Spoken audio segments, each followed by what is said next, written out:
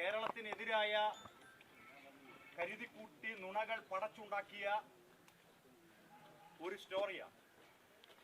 യാഥാർത്ഥ്യവുമായി പുലബന്ധമില്ലാത്ത തെറ്റായ കാര്യങ്ങളെ സിനിമ എന്ന വ്യാജേന തയ്യാറാക്കിയ വിദ്വേഷ പ്രചരണത്തിന്റെ അഡ്വർടൈസ്മെന്റ് മാത്രമാണ് ഈ കേരള സ്റ്റോറി. ഇതിനെ മൂന്നാം കടയെന്നോ നാലാം കടയെന്നോ ഉള്ള സിനിമയെന്ന് പോലും വിശേഷിപ്പിക്കാൻ കഴിയില്ല. ഇത് മോഡിയും സംഘപരിവാറും അപ്പം ചുട്ടെടുക്കുന്നത് പോലെ കേരളത്തിനെതിരെ ഉണ്ടാക്കിയ ഒരു അഡ്വർടൈസ്മെന്റ് ആണ്. ഈ അഡ്വർടൈസ്മെന്റ് സംപ്രേഷണം ചെയ്യാൻ നരേന്ദ്രമോദിയുടെയും രാജീവ് ചന്ദ്രശേഖറിന്റെയും ഒക്കെ സ്വകാര്യ ഫേസ്ബുക്കോ യൂട്യൂബോ ഒക്കെ നിങ്ങൾ ഉപയോഗിക്കുന്നത് കൊണ്ട് ഈ രാജ്യത്തിന് വലിയ നഷ്ടമൊന്നുമില്ല. പക്ഷേ ഈ രാജ്യത്തിന്റെ പൊതുസ്വത്തായ ദൂരദർശൻ നിങ്ങളുടെ കുടുംബ വകയല്ല മിസ്റ്റർ മോഡി, നിങ്ങളുടെ തറവാട്ട് വകയല്ല.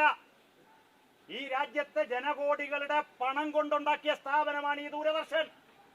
ഞങ്ങൾ ഇവിടേക്ക് മാർച്ച് ചെയ്തത് ഈ നാട്ടിലെ ഞങ്ങളുടെ ഈ രാജ്യത്തിന്റെ വേർപ്പ് കൊണ്ടുണ്ടാക്കിയ സ്ഥാപനമാണിത്. നിങ്ങളുടെ തെരഞ്ഞെടുപ്പ് രാഷ്ട്രീയ അഡ്വർടൈസ്മെന്റ് പ്രസിദ്ധീകരിക്കാനുള്ള ബിജെപിയുടെ കാര്യാലയമാക്കി ദൂരദർശനെ മാറ്റരുത്. ഞങ്ങൾ അടിവരയിട്ട് പറയാൻ ആഗ്രഹിക്കുക. പിന്നെ കേരള സ്റ്റോറി, ഈ കേരള സ്റ്റോറി എന്ന് പറഞ്ഞ് ഒരു വ്യാജ പരസ്യമുണ്ടാക്കി രാജ്യത്താകെ പ്രചരിപ്പിച്ചു. നാളെ നരേന്ദ്രമോദി ഉണ്ടാക്കാൻ പോകുന്ന സിനിമകൾ ഞങ്ങൾക്കറിയാം. മോഡിക്കെതിരെ ശബ്ദിക്കുന്നത് കൊണ്ട് കേരള സ്റ്റോറി. കേരളത്തിലെ ജനങ്ങൾ മോഡിക്കെതിരെ ശബ്ദിച്ചാൽ കേരള സ്റ്റോറി. ഒരല്പം കഴിയുമ്പോഴേക്ക് തമിഴകം മുഴുവൻ മോഡിക്കെതിരാണിപ്പോ. അപ്പോ തമിഴ് സ്റ്റോറി ഇറങ്ങും. പിന്നെ കുറച്ചു കഴിയുമ്പോ നരേന്ദ്രമോദിക്കെതിരായ ശക്തമായ പ്രതിഷേധം ബീഹാർ ഘടിപ്പിക്കുമ്പോ ബീഹാർ സ്റ്റോറി ഇറങ്ങും. പിന്നെ കുറച്ചുകൂടി കഴിയുമ്പോ ഒറീസ സ്റ്റോറി ഇറങ്ങും. ഈ പാർലമെന്റ് തെരഞ്ഞെടുപ്പ് അടുക്കുമ്പോ ബിജെപിക്കെതിരെ എവിടെയൊക്കെ പടയൊരുക്കമുണ്ടോ അവരെയൊക്കെ ആക്ഷേപിച്ചുകൊണ്ട് വിദ്വേഷ പ്രചരണങ്ങൾ ഇറങ്ങും. പക്ഷേ മോഡി ഞങ്ങൾ ഓർമ്മിപ്പിക്കുന്നു, പാർലമെന്റ് തെരഞ്ഞെടുപ്പ് കഴിയുമ്പോ യഥാർത്ഥ സിനിമ ഈ രാജ്യം കാണും. നിങ്ങളെ തുടച്ചെറിയുന്ന ഇന്ത്യയുടെ യഥാർത്ഥ സ്റ്റോറി മോഡിക്കെതിരെ ഇന്ത്യ സ്റ്റോറി ഈ രാജ്യത്തുണ്ടാകും. ഒരു സംശയം വേണ്ട. ഇവിടെ കേരളത്തിലെ ജനങ്ങളുടെ ജോലി രാവിലെ ഇറങ്ങി ആളുകളെ മുഴുവൻ മതം മാറ്റലാണോ? മോഡി എന്താ കരുതിയത്? ആളുകളെ മുഴുവൻ മതം മാറ്റാൻ ഇറങ്ങി പുറപ്പെട്ടിരിക്കുകയാണോ കേരളത്തിലെ ജനങ്ങൾ?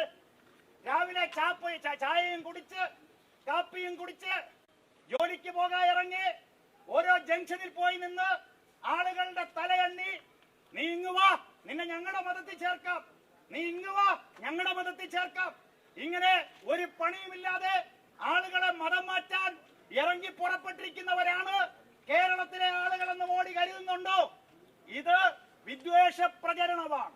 ഈ വിദ്വേഷ പ്രചരണം കേരളത്തെ അപമാനിക്കാനാണ്. ന്യൂനപക്ഷ ജനവിഭാഗത്തെ കരുതിക്കൂട്ടി ആക്ഷേപിക്കാനാണ്. ന്യൂനപക്ഷ ജനവിഭാഗത്തെ പതിയെ പതിയെ രാജ്യത്ത് നിന്ന് പുറന്തള്ളാനുള്ള കോൺസ്പിറസിയാണ് നടന്നുകൊണ്ടിരിക്കുന്നത്. ഇത് ലോകത്ത് പലയിടങ്ങളിലും നമ്മൾ കണ്ടിട്ടുണ്ട്.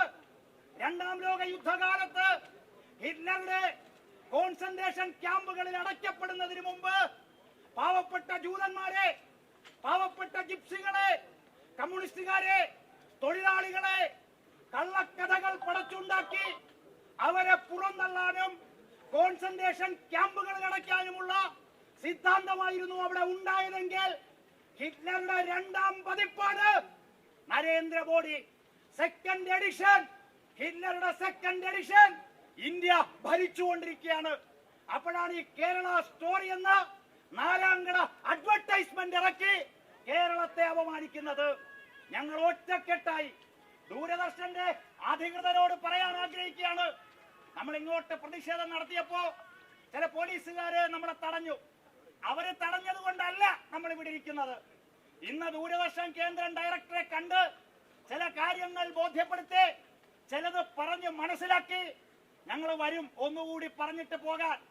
ഇത് ഉത്തർപ്രദേശ് അല്ല, ഇത് ഗുജറാത്ത് അല്ല, ഇത് ആസാം അല്ല, ഇത് സംഘപരിവാറിന്റെ പരീക്ഷണശാലയല്ല.